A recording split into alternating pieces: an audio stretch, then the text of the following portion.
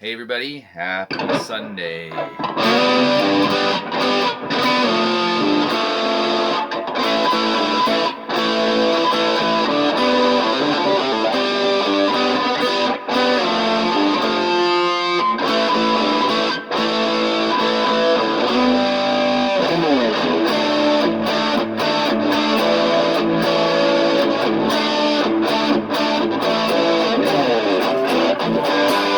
Anyhow, I have a real. I always pull guitars out for this sometimes for my video show every Sunday, and sometimes they haven't been played in like 2 years. This is one of them. So, excuse the tuning issues. Anyhow, cheers. Cheers, and happy Sunday. There we go. I remember. I remember. Yeah, I only do it every week, Anyhow, cheers to your morning coffee or your afternoon drink or whatever you're doing when you watch this show. I don't know. It's it's the whole thing about we always talk about nostalgia and how we learn and how we learn about music and stuff like that. And we have to wait for TV shows to be on. Hey, it's on at 5 o'clock. Okay, we're gonna sit there. 4:59. We're sitting there in front of the TV.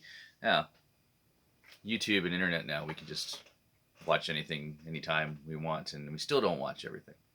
Still don't have time to do it. Anyhow, cheers, everybody. Guess what? Well, I guess you don't. It's in the title of the video, anyways. It's that time of year where we go to those those people that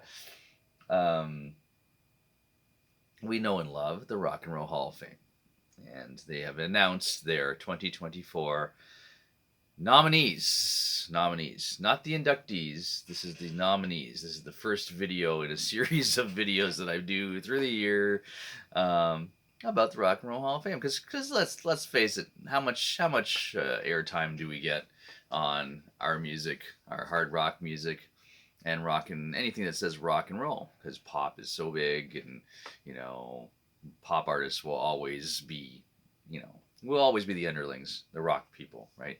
Even if you're in just not even just lighter rock, you're just gonna be down here. I think.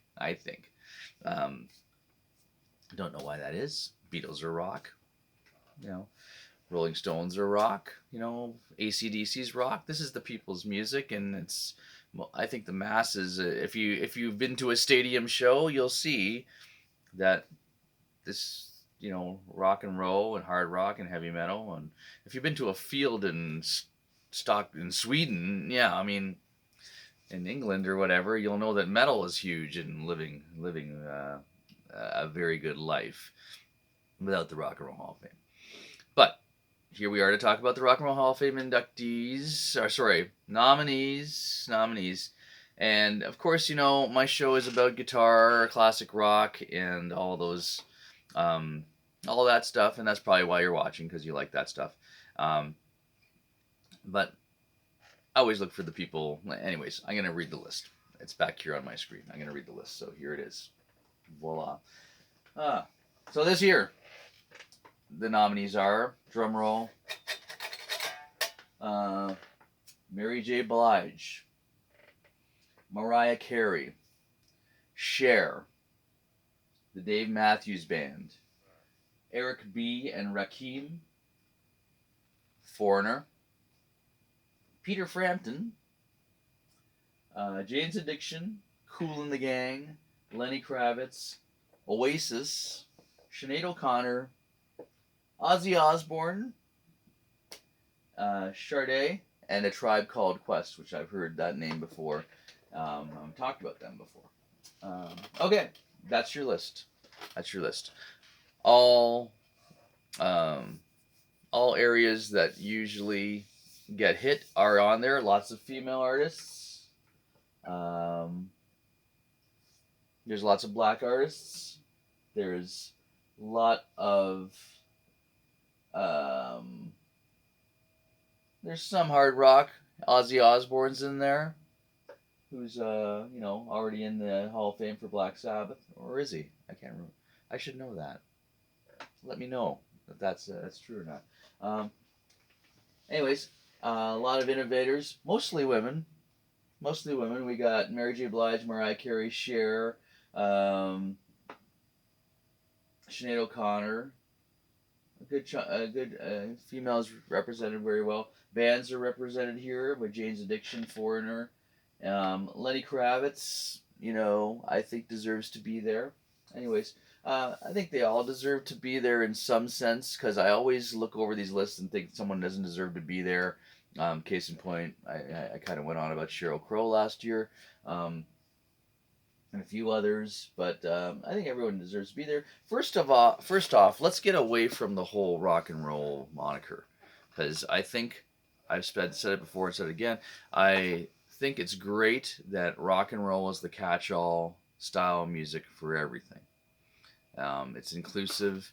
Everybody's in rock and roll. Everybody can call it rock. Dolly Parton. You might think that you shouldn't be in there. I think it's just a name for the place, and it's just celebrating music in its diverse form. And there it is. So let's get away from the whole thing that Mary J. Blige is not a rock and roll singer. Okay, let's get past that. But let's talk about stuff that's dear to my heart and hopefully yours: guitar and harder rock. Who represents those two categories on this list? It's not Cher. It's not Mariah Carey. Dave Matthews represents guitar, acoustic guitar. Dave Matthews will win the people's vote. He's a huge artist. I think his music's great. It's not something that I think his music's great. Let's just leave it at that. It's a very how do you say, a very American genre, pigeonhole genre that relates to people that were in university when he was big. Now they've all grown. They're probably in their 40s, and that's why there's a Dave Matthews channel on Sirius and all that kind of thing. He will win the people's vote, or the popular vote that we vote on every week, whatever, every day if you want to. So that's Dave Matthews, some guitar represented there. Foreigner, Mick Jones represented. Whether Foreigner is a big piece of rock and roll history, I don't know if you can call it that, but I'm great to see that there's a harder edge rock and a guitar player and producer like Mick Jones is being honored here. Peter Frampton, of course, guitar extravaganza. Jane's Addiction, Dave Navarro, guitar is represented there. Kool and the Gang, not so much. Lenny Kravitz, yes, him and Craig, his guitar player, really define classic retro for guitar. Lenny, love you. Oasis, guitar there too. And of course Ozzy Osbourne, who I'm not, it's great that I love Ozzy. I think he's a legend. It's incredible that he's still out there and somewhat coherent. Randy Rhoads got in a few years back. I think that's all we cared about, wasn't it, guitar guys? Just Randy was in there now, and Randy is in the Rock and Roll Hall of Fame.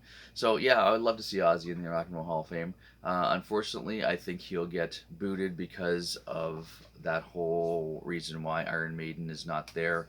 They don't seem to recognize the mass hysteria that heavier rock can create. And Ozzy is a huge person out there. Ozzy's Boneyard is an incredible station on Sirius. I listen to it all the time. Ozzy is a legend. He's still out there. He's still going to probably try and play some kind of gig in his elder years. But feel free to comment on these. I agree with a lot of it, and I always don't agree with some of it. But in the end, when I watch the ceremony, I always say, okay. And, that's even years back, the Notorious B.I.G., I believe, got in. And but after they did their little montage and talked about how he was a builder for the genre and all that kind of thing, it did make sense. Sorry, give me a second here. I was gonna say one thing here before I timed out on my thing here. I'm just going to talk about the eligibility for nominations in case you didn't know already. To be eligible for nomination, an individual artist or band must have released its first commercial recording at least 25 years prior to the year of nomination. 10 out of the 15 nominees on the ballot this year are for the first time, including Mariah Carey, Cher, Foreigner, Peter Frampton, Kool and the Gang, Lenny Kravitz, Oasis, Sinead O'Connor, Ozzy Osbourne, and Sade. So that's first time. Um, so there's your criteria, and good luck to all these people. You can vote apparently every day for these people, and I will come back and talk about that. Enough said. I wanted to announce those and give my personal opinion on a few of them, and that's about it. What do you guys think? I'll welcome your comments. I always think it's great. I think it's a great celebration. If anything is music, I was at a rehearsal studio in Toronto yesterday, and I was just sitting there waiting for a friend, and it was just amazing to see the amount of musicians and younger musicians going in and out of this place. I only sat there for maybe 20 minutes, and it was just incredible to see this many people walking in and out, playing guitars, talking about their gigs coming up and all that. And it was just great to see music having so much fire and blood. And it was probably a lot of rock artists. Let's just say that. There, I said it. Anyhow, thanks for changing gears for my local plugs and everything else that I usually do this week. Thanks so much to Manny and Ryan and all the staff. Karen, thank you, because you're an amazing cook. At Manny's place in Brantford, our home away from home, which was 5 minutes from my house, so it's not really that far away from home. It debuted our new bass player for Bridge on Fire, Mr. Christopher. Thank you, man. Incredible. We've only met you less than a month ago. You have all the songs down, and the band sounds so good. It sounds so good. We will be at the End Zone in Hamilton on March 1st, coming up. Probably not this Friday, but the following Friday. Lots of good stuff coming up. Avalon Music Academy has the Caleb Letterman Scholarship concert coming up on March 3rd, Sunday, March 3rd. Mostly students this time, guys. We did a lot of local artists last time. We're probably going to showcase a lot of young talent and students, mostly focusing on our band program, which is amazing, our rock band program. And that's it. Jacob and I are going to also play in Niagara Falls coming up. It's our favorite place, Taps. Jacob's music's coming out soon. Awesome. Thank you so much for watching the show. Cheers. And sorry I gripe about the Rock and Roll Hall of Fame. A lot of people do. But I still respect it. And I love to go there. The place is amazing. Go there, especially if you're a guitar fanatic. It is basically a museum of guitars for you. Just go see it. Anyways, have a great one. Happy Sunday. Take it easy. Happy February. It's cold again. See ya. Bye-bye.